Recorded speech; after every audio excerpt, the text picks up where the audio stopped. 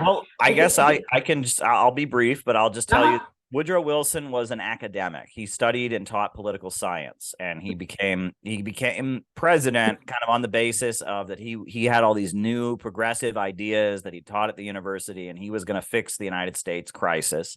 Um, and that's kind of unique because we don't often have that in American politics. But he was an academic, and he was kind of selected by the big money and the Eastern establishment, New England kind of wealthy people.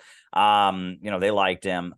One of the first things he did was he screened the movie The Birth of a Nation at the White House, which is this white supremacist propaganda film, and showed it all across the country. And then the Ku Klux Klan was revived to be kind of his foot soldiers as a mass organization.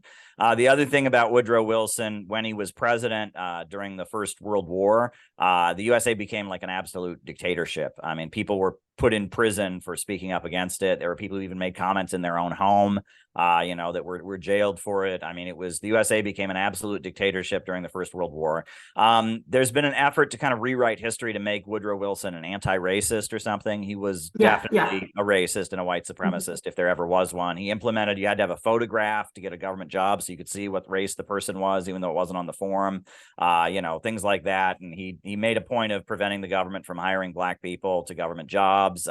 He was particularly atrocious. The best story I ever heard about Woodrow Wilson was after World War I, 1919, you had the steelworkers strike, which was a national strike of steelworkers. All over the country, steelworkers went on strike. And the leader of the strike was William Z. Foster, who eventually became the leader of the American Communist Party. And Woodrow Wilson invited him to the White House to convince him to not have the strike. And even though he was this professor, this wealthy professor and all of this, he was convinced that, that William Z. Foster, the leader of the strike, must be like an ignorant worker. And so when he spoke to William Z. Foster, he spoke to him in what William Z. Foster called roughneck talk.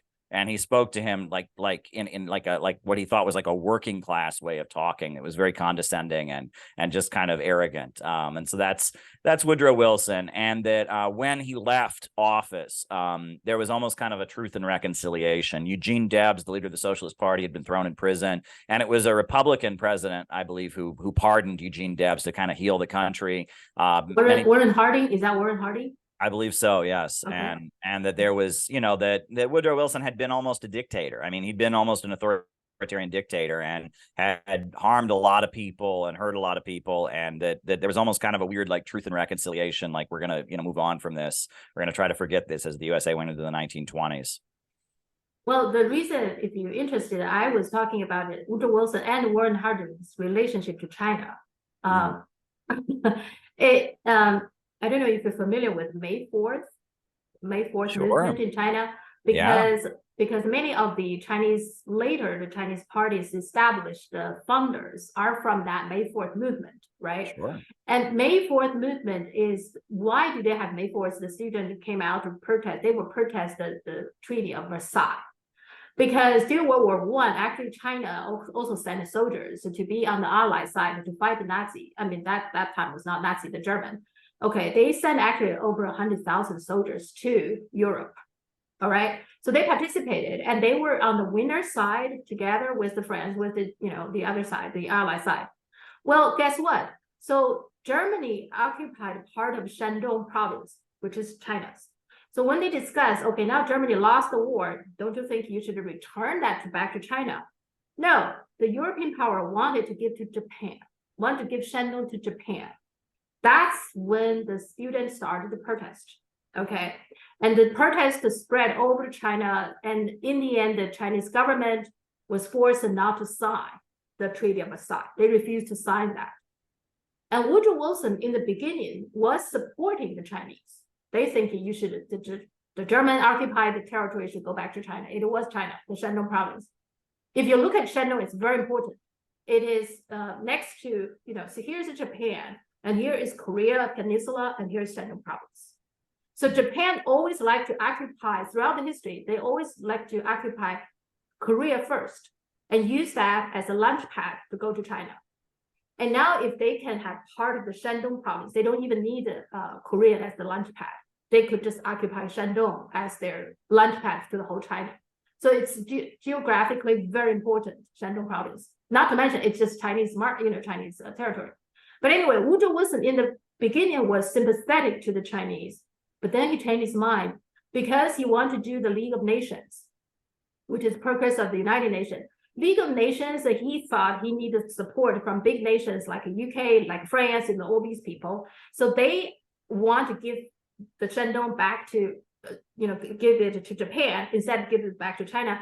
Okay, he would support them in return, ask their support for his idea of the League of Nations. That's what Woodrow Wilson did. Luckily, he didn't put that into paper. He didn't just finish the whole thing. That was Warren Harding come into power. When he came into power, he was in power for 2 years, but those 2 years, he achieved the one thing very important for China, and that's his Washington Naval Conference.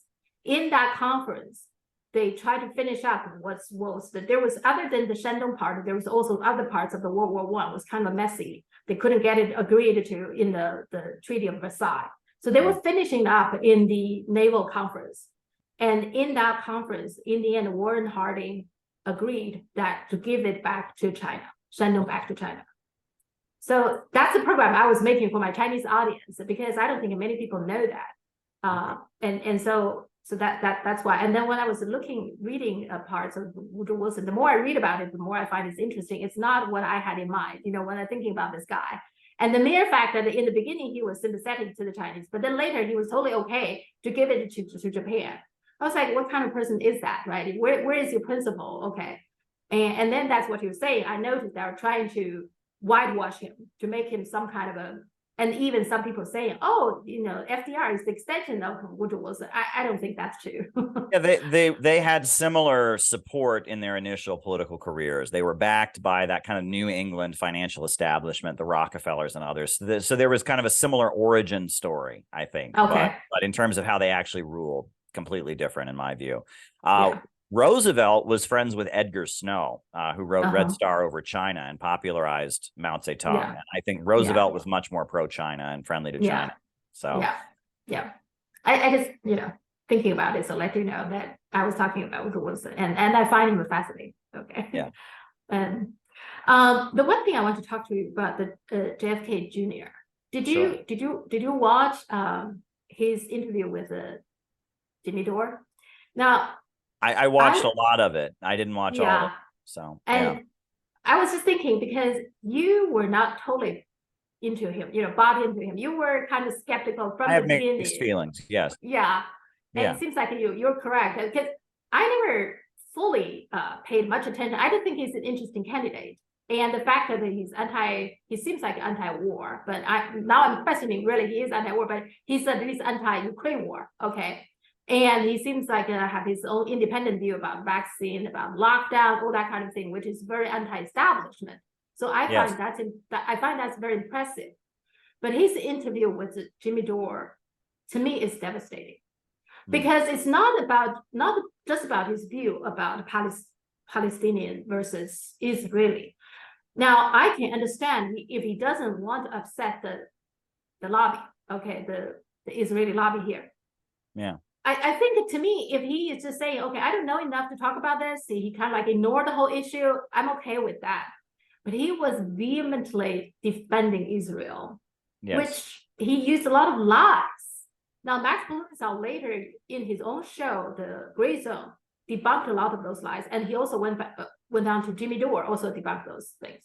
Yeah. What's your take on the whole thing? Well, one of the things that he said that I know for a fact is not true is he said that they hang gay people in Iran. And I've been to Iran, and I know that is not a fact. And I cited the New York Times has reported that that's not a fact, that technically under the Islamic law, you can execute someone for sodomy. However, there have to be 4 people who saw it actually happen, meaning they actually saw what happened. They can't have thought it happened or whatever. That be 4 people who actually witnessed the act and then can explain why they, as good Muslims, would watch such a thing occur, right? So there's no way that you can execute somebody under Iranian law for sodomy. And there is a photograph that was circulating when I was in college. They put this photograph everywhere of 2 men being hung, and it said, oh, they kill gay people in Iran. Well, those 2 men were hung because they raped a 13-year-old boy. right? They took a child and raped them, and they had the death penalty for that. That's very different than just hanging someone for being gay. And for him to say that is just such a lie. In Saudi Arabia, they kill gay people, and Saudi Arabia has a much better relationship with the United States and with Israel, is cooperating with Israeli intelligence and has been, for a long time. So, for him to say that was just absolutely devastating. I mean, my organization, the Center for Political Innovation, we're a nonprofit. We don't endorse any candidate. There are some people in our organization who like RFK. There's some people in our organization who really like Cornel West. There's people in our organization that don't want to vote at all because they feel like they don't want to give any legitimacy to the American government. We don't back any candidate, but we want to talk to all of the candidates, all the people that are supporting dissident campaigns, whether it's RFK or Marianne Williamson. One of our members was able to talk to Marianne Williamson about the Uhuru case, and we recorded the conversation. There's been other members around the country that have been able to confront Marianne Williamson about the Uhuru case and engage with her about it. It wasn't recorded, but we've been making a point of approaching different candidates. RFK does support the Uhuru 3, and he did call for them to be released. And I think that's the work of our organization has something to say about that. Our members have been, after him and telling him about how dangerous that case is, how much of it's suppression of civil liberties. So, we're having some impact. Another thing that I thought was interesting is that, I have been friendly to the Unification Church, which is a religious group from South Korea. Just because they want peace on the Korean Peninsula. And we've been talking about, we want to see peace with North Korea. We want to continue what Donald Trump started, the negotiation. And so we did like an interview where it was Lori Spencer, who is a friend of RFK's. She hosted both Milhan Stevens, the Unification Church pastor in New York City, and myself. And then RFK watched that interview. And then he actually, in his interview with Jimmy Dore, mentioned that the Unification Church had helped get one of his friends off drugs, which I think is interesting. So it's kind of partially because of the Center for Political Innovation that he made that comment. And I think that meant a lot to the Unification Church to get credit for that. They're kind of a right-wing organization historically, but they are friendly to North Korea now. And so we've made a point of being friendly with them at CPI and trying to push forward, peace on the Korean Peninsula. And it looks like we had an impact on RFK. He actually was moved by the interview, watched it. And so it's important. We want to have influence wherever we can. We want to change the conversation in the United States toward anti-imperialism, toward building a socialist movement, toward optimism and construction, et cetera. But yeah, that interview, that RFK gave, I mean, it was disappointing. And I know there's talk that Max Blumenthal and RFK will debate. And honestly, I don't think that should happen because I don't think it should happen because it will only lead to further dividing the people in the United States right now that are against the establishment. We need people that are against the war, whether they're libertarian, conservative, whether they support Israel or oppose Israel. We need them to be able to cooperate with one another. And the way RFK's comments and then the response to RFK's comments have kind of divided people that are critical of the war establishment is not good. And I feel like a debate between the two of them will only further that. Some people, and this is an interesting theory, I don't know what to make of this. I have never met RFK personally. I do I'm friends with people like Lori Spencer and others that do know him directly, but I've heard some people speculate that RFK doesn't really support Israel because they say that the ways he defends Israel are so easily debunked and so cliche that he's just going through the motions, and that every so often he gives a hint. Like he says things like Israel doesn't kill children, which is such an easily debunked thing. It makes me wonder if he's almost like just going through the motions and pretending to support Israel or something like that. But I don't know. I can't tell you what's going on in his head. I will say that RFK saying that the CIA killed his uncle, who was president, and also killed his father, that's huge. And that should be front page news all over the United States. And the fact that that's not like being widely discussed everywhere, that a member of the Kennedy family has now come forward and said that this happened. I mean, can you imagine any other country if their family member is running for president and saying that the government killed a former president and a former, high-ranking, government official? I mean, that's huge. That should be front page news, and we don't talk about it. And when he pointed out that the U.S. government is developing germs that kill people on the basis of their race. Now, he claims that that's what the U.S. government is doing. That's a very important thing. And they wanted to make it a conversation about him being anti-Semitic or something. But the fact that he alleges what Russia has shown to the world at the United Nations, that the USA apparently is developing weapons that will target people on the Yeah. basis of their race. Race. That's a huge deal. That's what we Yeah. should be talking about. And, you know, and so he's saying a lot of really important things in his campaign. And that's why I think it's a good thing that he's running. So, you know, I have mixed feelings about it. I'd like to see all of us that are opposed to these wars, opposed to the police state, working together. That's what I'd like to see. Yeah, that's what I like to see too. That's why I don't know why he should know the people who are strongly supporting him. This Palestinian issue is an important issue for these people. He should know that. Don't you think? And now he offended all these people. If you look at the comments under that interview there are plenty of people saying, you lost my vote. I mean, it is that important for many of those people. And so I just don't know, why is he doing this? Why can't he just say, okay, I'm not going to get into this. I don't know enough, you know, I mean, just kind of like hush hush, you know, whitewash it. I have to be careful how I talk about this issue because I've honestly made mistakes before. There have been things that I've written in the past that were somewhat insensitive, and you know, we have to recognize the Holocaust was a horrendous thing, and the Jewish community has been subject to, you know, centuries of persecution and isolation of the population. And I've had to apologize. There have been times that I've spoken about this issue and not been properly sensitive, and I do apologize to the Jewish community for that. But I will say that when it comes to Israel and its grip over U.S. policy, its ability to kind of just demand whatever it wants from the United States, there is resentment beneath the surface against that on the Republican and Democratic side. And every so often, the establishment kind of makes that clear. They do not appreciate the power that Israel has. You know, in 2004, I don't know if you remember the 2004 election where it was John Kerry versus George Bush. Do you remember this, the 2004 election? Vaguely.